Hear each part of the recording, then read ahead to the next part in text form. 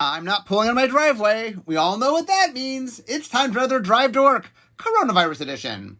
So, using my home time to talk with people of Magic's past and present about sets we made. So today I have Aaron Forsythe, and we're going to talk about the making of Magic 2010. Hey, Aaron. Hey there. Okay, so this is your baby. So let's go to the very beginning. How did the idea to make Magic 2010 come about? Well, there's the kind of printed version of that story, but I guess I can tell a little bit more of the behind-the-scenes part of it. And so Elaine Chase was the brand manager of Magic back in those days, and let's see. So the ninth edition had come out a few years before, and this is back when core sets, the nth edition core sets were all reprints. And when ninth edition came out, it came out in Russia for the first time. We released a core set or a Magic set, I think, in Russian for the very first time. And so that printing of ninth edition was black bordered, whereas all of the rest of ninth edition in every other language was the normal white bordered core set that we've been doing for years. And the Russian version of the set sold incredibly well, obviously in relation to how much we expect Russian product to sell. So when it came time to figure out what to do with 10th edition,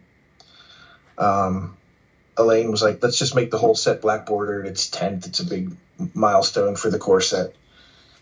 And so 10th edition was printed all black bordered, the first core set since beta that had been done in all black borders. And so it's like, okay, and whatever we're doing for 11th edition, we have to top that somehow. That's just always the hopes whenever you're putting together your product lineup, is that each year will be a little better than the year before. And I was like, that's going to be a tough one to beat. If we're just sticking with the same model. We started off a little bit of black border, went to all black border. What's left to make it cool? We had already had foils in the core set for several editions now.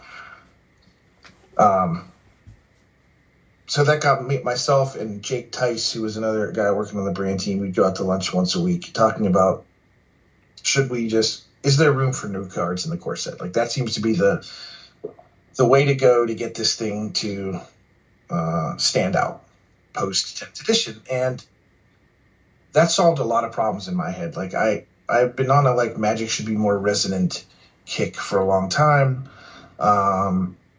especially when trying to teach new people how to play. Do we have card concepts that they recognize that helps you learn the rules? Because what the cards do gets, what you imagine a knight or whatever, or a Pegasus does in, quote, real life. When you see it written out in game terms, that helps you learn those game terms and makes the game feel much more accessible than if we're inundating you with a bunch of creative concepts that you also are not familiar with, in addition to rules concepts you're not familiar with. So I said, okay, this is going to be great. We can kind of remake Alpha using today's design sense, use some of the old cards that work great, but make up new cards to fill in all the gaps.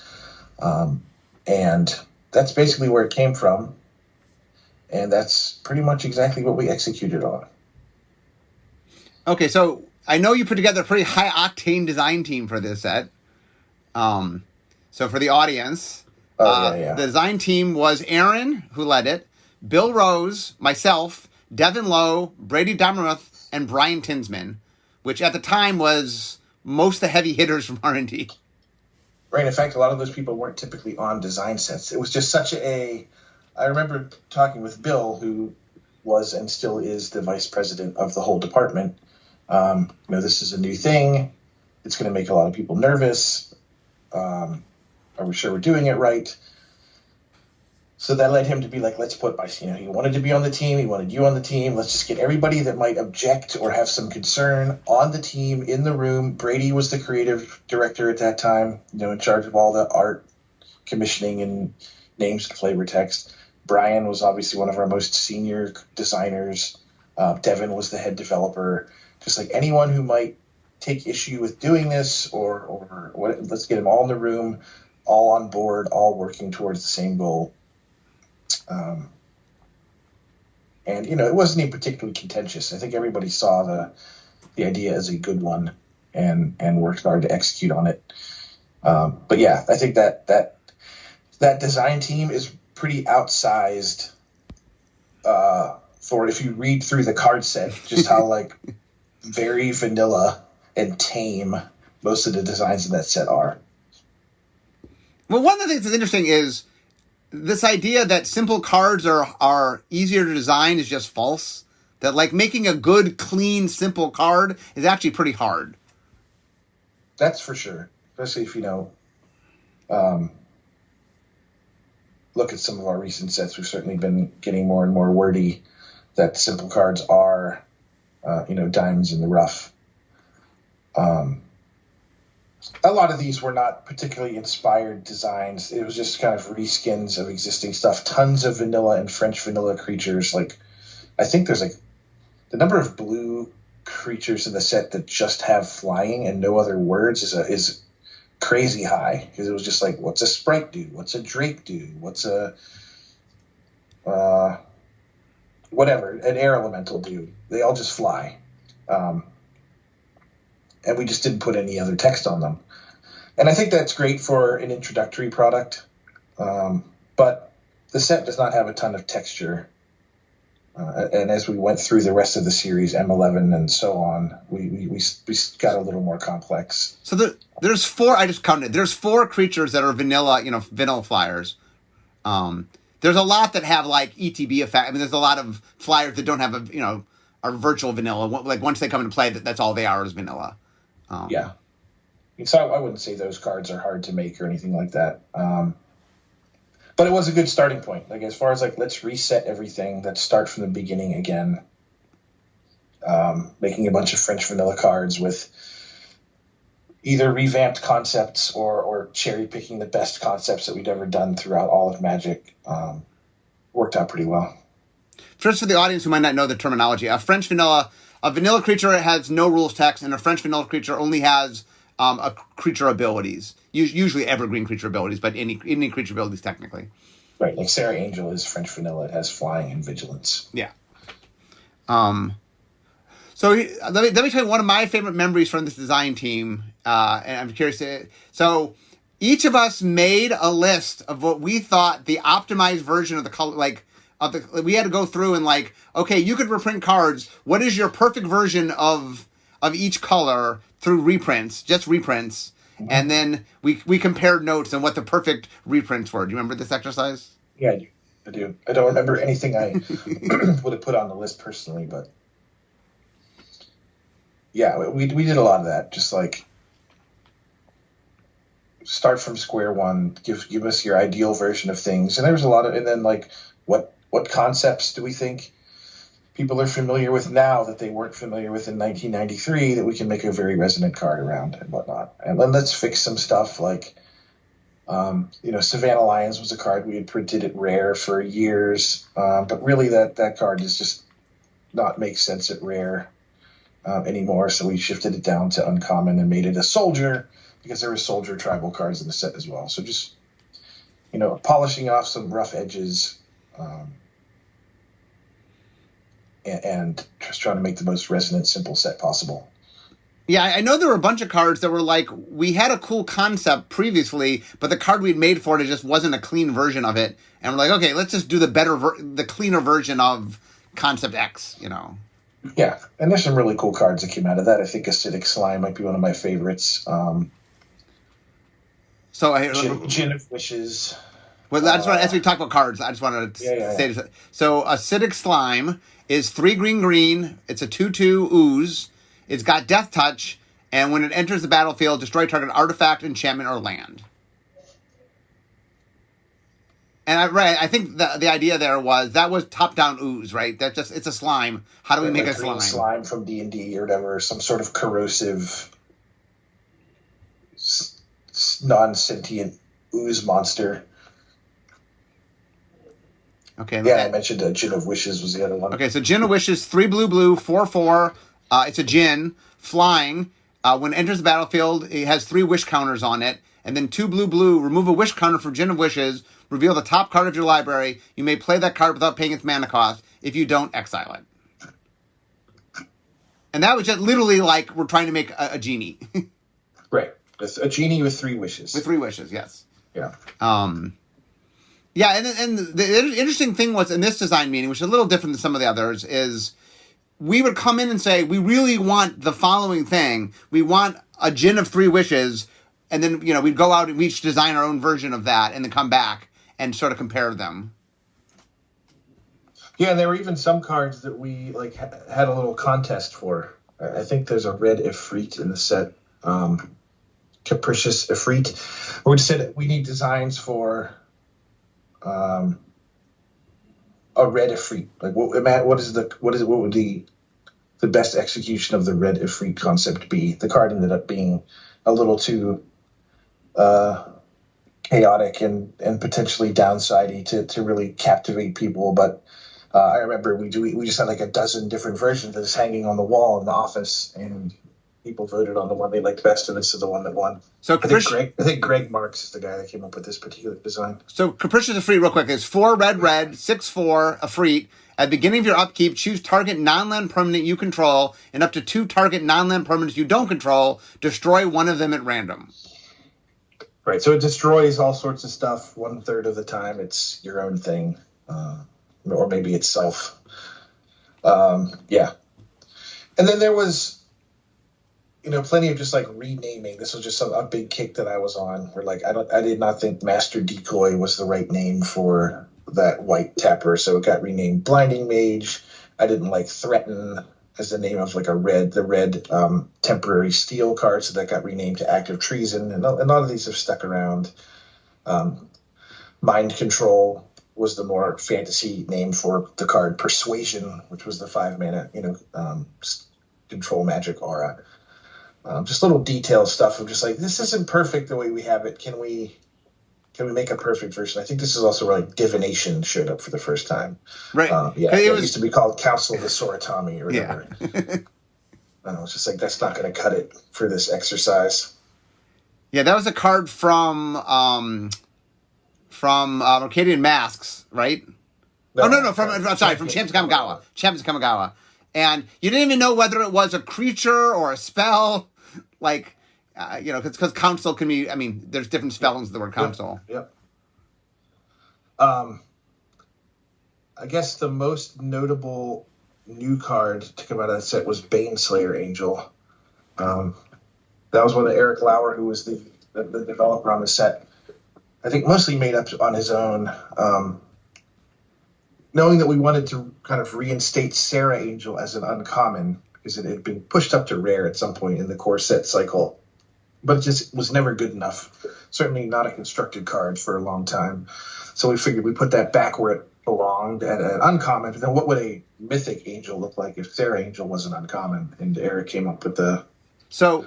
I have a little story. First, let me say what Baneslayer Angel is, and then I have a little story about Baneslayer Angel. Yeah. So Baneslayer Angel is 3 white for a 5/5 angel, flying, first strike, lifelink, protection from demons and from dragons. So the original version of it was flying, first strike, vigilance, protection from demons and from dragons. And I really had a big problem. I didn't want to completely outplay Sarah Angel. Okay, obviously, It's obviously better than Sarah Angel, but I felt could we just not make it 100% in every way better? So I convinced Eric to change Vigilance to Lifelink just to make it at least Sarah Angel didn't tap. That there's a slight reason it's not completely overshadowed by that card. So you will not be replacing Sarah Angel with Baneslayer Angel in your stasis deck. Yes, yeah. So I did get him to make that one change.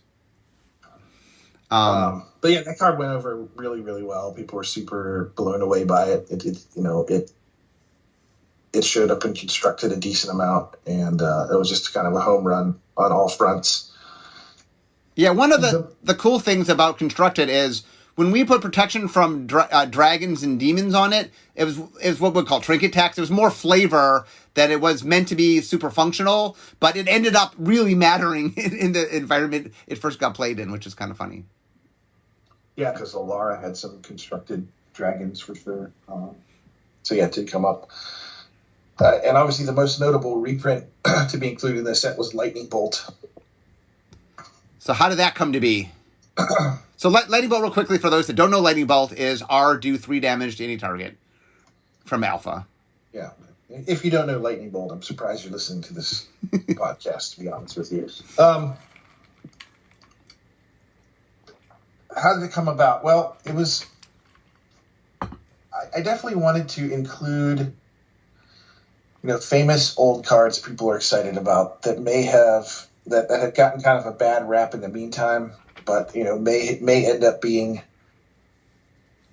fair enough to include at least for one cycle through a core set, even if we weren't going to make them standard legal all the time. So we have like Birds of Paradise, Hypnotic Spectre, and Lightning Bolt. And it's such a beautiful, clean, powerful card. Simple as all get out, but people have loved playing it since the first days Magic ever existed. And it's very resonant. Like Lightning Bolt's a spell in D&D. It's a super easy to grasp concept, and it's one of those cards people have just been asking for. Why can't you reprint Lightning Bolt? Why can't you reprint Lightning Bolt? I do think it is, on average, too good for standard almost always. But Eric, again, who was the lead developer, was like, I will protect this. I get why you want to do it. It's certainly going to draw a lot of attention to the product and get people to pay attention to this core set compared to others, and maybe even re-engage some lapsed players who might want to come back now and play again once Lightning Bolt shows up in the set. And I think it did all that, and we actually kept it around for M11 as well. And then when we created the modern format, it benefited from those sets being legal, and Lightning Bolt is the most played card in modern. So it certainly is iconic and powerful and awesome. And I was happy to be able to include it, to have it be part of, today's Magic, as opposed to something that might just be relegated to the older formats or whatever. It being as played as it is in modern is pretty awesome. It's just one of the all-time bangers of Magic spells. Okay, so Lightning Bolt made it. What cards didn't make it? What cards got considered and didn't end up making it into the set? I'm pretty sure Fireball is on that list. I like it for similar reasons. It has a long history in the game. Oh no, it is in the set. It is in the set. Yeah, okay. You do. That one probably shouldn't have made it. It is not an easy spell to resolve. I'm trying to think of what we talked about Counterspell. We did, and Counterspell actually came up in many different M set discussions for years. It has that similar simplicity plus power plus famousness appeal that could, do a lot of work to get people to engage. It's probably not as healthy as Lightning Bolt was. What else? Swords to Plowshares was talked about. It was on a list. It didn't take long to eliminate that one from the running. Do you remember any in particular?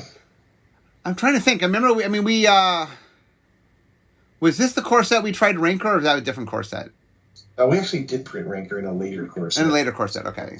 12 or something like that. I know we talked about it for a while, and I'm not sure whether this is one of the sets where we talked about it, and then we eventually did do it. Yep. 13. Yeah, we did do Rancor. And it might have been talked about here. There's certainly a fun, powerful card. Yeah.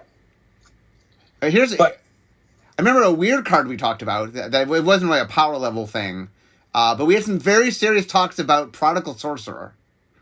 It isn't really a blue thing anymore, but it was a fun card, and we decided that it just added too much complexity to. We actually printed the red version from Planar Chaos in the set. Prodigal Pyromancer yeah.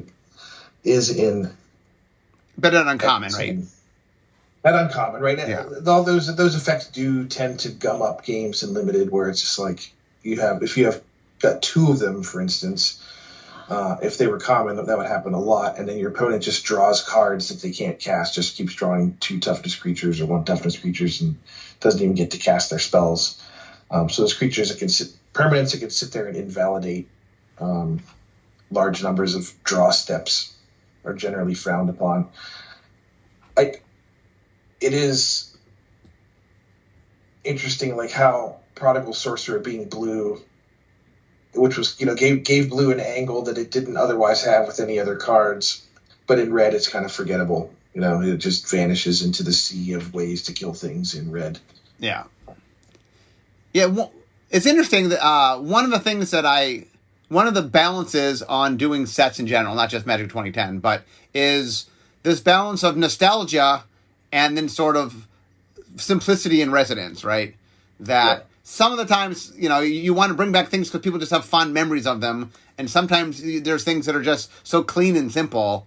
And then the cross-section of the little Venn diagram, like, what are the nostalgic things, but they're very clean and simple. And I know we examined a lot of them for this set. A lot of them are in this set.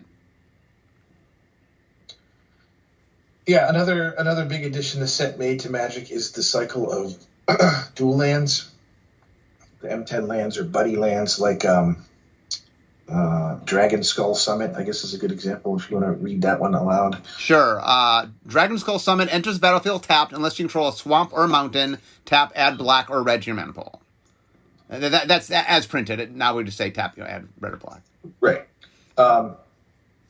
We wanted dual lands. We knew those were things players like. They're kind of an important thing to learn early on in your Magic journey, that you can build more ambitious mana bases if you get the right lands. And a lot of the lands that we liked for constructed, both the pain lands from Ice Age, which do damage to you every time you tap them for one of the two colors, or we call the shock lands from the first Ravnica, which you can put into play untapped if you pay 2 life. Those life payments, we just figured, we'd seen it over and over again, that newer players bounce off those really hard. They don't have any interest in lands that hurt you, because you have free access to infinite basic lands that don't hurt you. Why would I want to do this to myself? Like they overvalue their own life totals, especially at higher life totals. So instead of trying to play into that tension, we wanted to come up with what's a good cycle of constructed level dual lands that doesn't involve life loss or damage or anything like that. And it took us quite a few iterations to land on this one. But I'm really happy with it. We obviously finished the cycle later and have reprinted them a couple times. And they show up in tons of different formats, Commander, Modern now and again, Pioneer for sure. I love them. So speaking of lands, here's a story I remember from this set, is we decided that what we were going to try to do for the basic lands is find our 4 favorite pieces of art. Like, what were the best plain art we've ever done? And I remember we had, there's a lot of discussion in the pit about, what's the best plains? What's the best island? And, obviously the art director had the final call on this, but there was a lot of discussion about, what is the all-time best plains in Magic, stuff like that. And I know we spent a lot of time on picking which of the basic lands the set was going to have.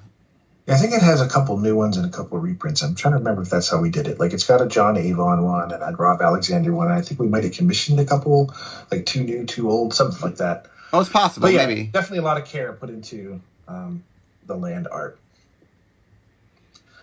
But I think beyond Lightning Bolt and dual lands and resonant new card designs, the thing Magic 2010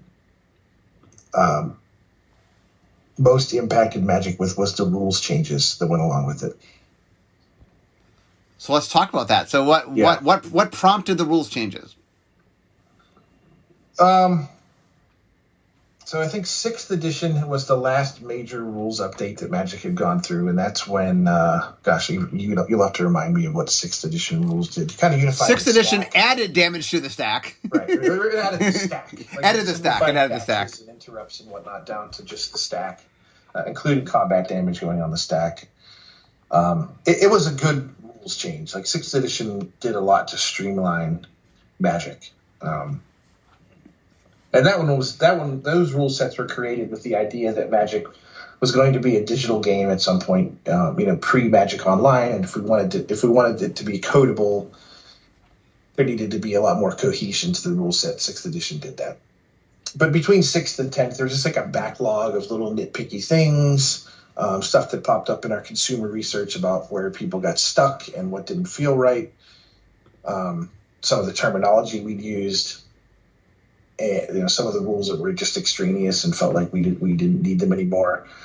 And so as part of the whole rip the Band-Aid off and feel like we're starting over with alpha, we said, well, here's our chance to fix the rules up again. So here I'm going to list. I have a list in front of me of all the changes that happened with Magic 2010. This was very contentious internally as well. I don't want people to think that we all held hands and felt really good about this. There's definitely some nervousness, uncertainty, and whatnot. But I'm glad we ended up where we did. Okay, so probably the one that got the most people talked the most about was mana burn went away. So how mana pools worked and mana burn going away was a big change. We labeled a bunch of things differently. For example, the term battlefield started in Magic 2010. Exile started in Magic 2010. Certain keywords like Death Touch and Lifelink got their premiere in Magic 2010. The Exile, I think it just feels so natural now. It's just like it's always been there. Battlefield, I still think it isn't quite as natural a term or as necessary, but ETB has finally fully replaced CIP, where it comes into play, as it used to be called. So I'm happy that the vernacular has fully adopted those terms in the decade plus since this set came out.